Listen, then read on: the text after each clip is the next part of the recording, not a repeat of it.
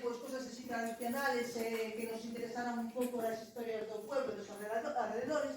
Entón, parecenos moi importante contar as aportacións que nos poden facer a xente que está nos 50, verdad? Que nos poden decir como era a súa vida claro, os estar jubilados teñen menos tempos que antes que para poder facer as cosas, pero bueno, fixeron un esforzo, sobre todo Pepe, verdad? Para poder estar aquí e vannos contar como foi máis ou menos a súa juventude e a súa forma de empezar a traballar, porque de unha maneira ou doutra sempre se traballa, se non ama de casa ou que sea, verdad, Marina? Bueno, unes...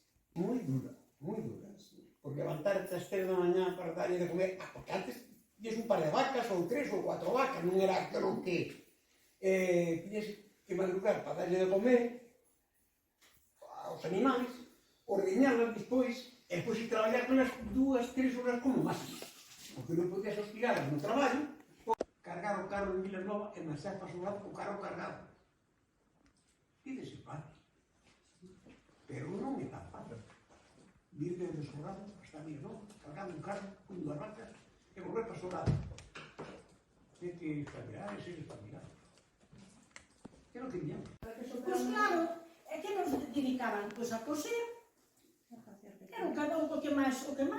Bueno, acababas a GB.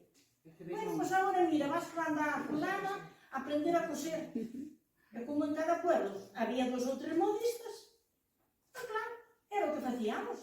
Pois claro, é que nos dedicaban a coser, era cada un o que máis. Bueno, acababas a GB. Bueno, pois agora mira, vas para andar fulana a aprender a coser. E como en cada pueblo había 2 ou 3 modistas, claro, era o que facíamos. Tú estabas na malla, e salir da malla era bailar e xugar e cuergar, nunca estabas cansado. Cansado nunca estabas. Porque era novo. Era